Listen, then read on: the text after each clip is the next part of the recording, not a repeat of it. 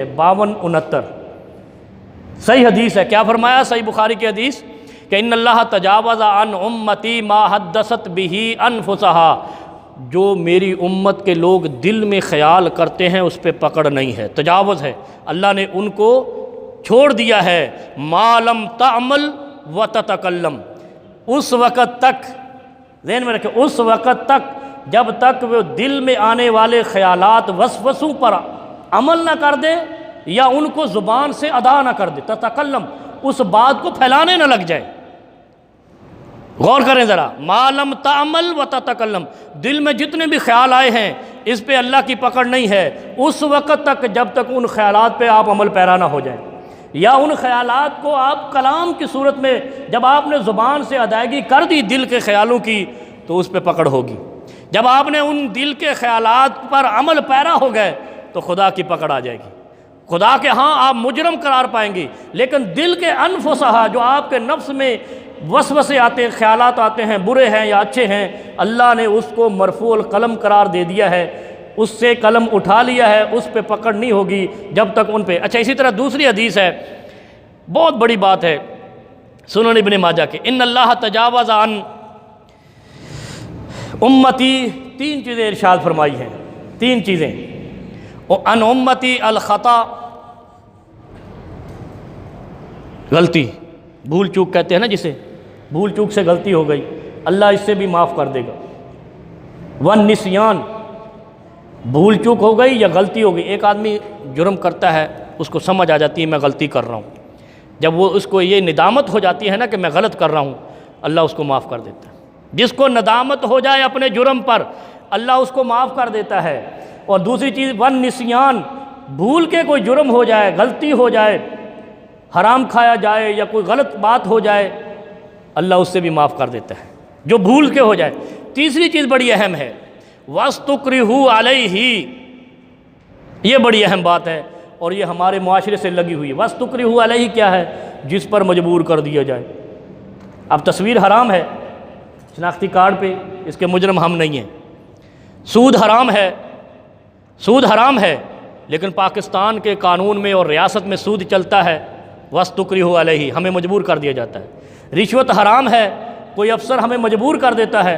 اسی طرح اور بہت سارے کام ہیں، مجبور کرا کے جو کام کرایا جائے کرنے والے پر کوئی پکڑ نہیں ہوگی. سنن ابن ماجہ، امام البانی رحمہ اللہ نے اس حدیث کو صحیح قرار دیا ہے. یہ مسئلے اس لیے بتا رہا ہوں، یہ سوال آتے ہیں یار میں تو نہیں چاہتا تھا یہ کروا لیا گیا، میں تو نہیں چاہتا تھا سائن کروا لیا گیا. اسی طرح آپ دیکھ لیں نا، بعض لوگ آتے ہیں میں طلاق نہیں دینا چاہتا تھا، سسر نے سائن کروا لیے، مجھے باندھ کے سائن کروا لیے، مجھے پکڑ کے سائن کروا لیے، وہ طلاق نہیں ہوتی. اس حدیث کی روح سے جو صحیح حدیث ہے، حدیث نمبر ہے 2043، ذرا غور کر کے جائیں. آج یہ دو مسئلے بڑے ہیں، یہ ہماری زندگی سے منسلک ہیں، ہر بندے کی زندگی سے منسلک ہیں. ایک یہ وسوسے، پریشانیاں، خیالات ہی خیالات، بندہ پاگل ہو جاتا ہے، اتنے خیالات آتے ہیں. وہ پھر آ جاتا ہے پیر صاحب کے پاس، مجھے کوئی تعویذ دو. تھوڑے دن پہلے میرے پاس بھی ہے، مولوی صاحب تعویذ چاہیے. میں نے خیالات بڑے آندے، وہ اس وقت میرے ذہن میں آئی کہ یہ مسئلہ ہمیں وضاحت کر دینا چاہیے. یہ وسوسے جو دل میں آپ کے، میں نے اس کو یہی کہا کہ منہ بند رکھو، ایسی باتوں پہ منہ بند رکھو، عمل نہیں کرو. جو آپ کو خیالات آتے ہیں جن میں برے بھی ہیں اچھے بھی ہیں، ان کو دل میں ہی رکھو، بیان نہیں کرو، پکڑ نہیں ہوگی.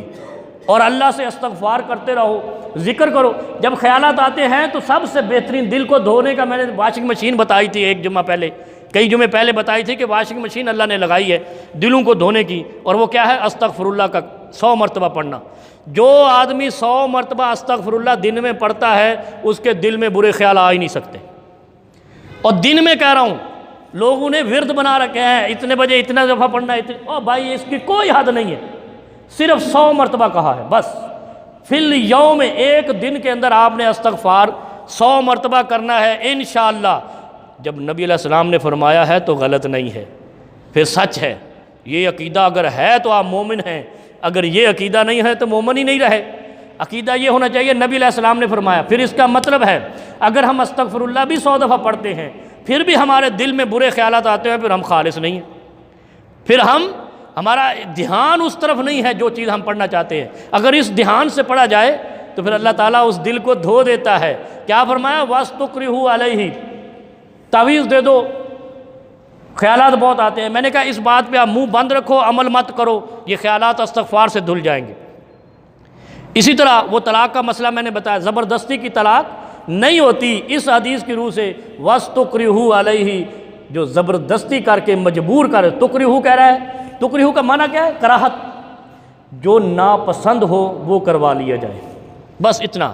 سختی ابھی اور چیز جبرن کہا جائے، جبر کہا جائے تو وہ سختی ہوتی ہے، یہ تو عام لفظ ہے کہ جس چیز کو آپ پسند نہیں کرتے وہ اگر آپ سے کروا لیا گیا، اس پہ آپ پہ پکڑ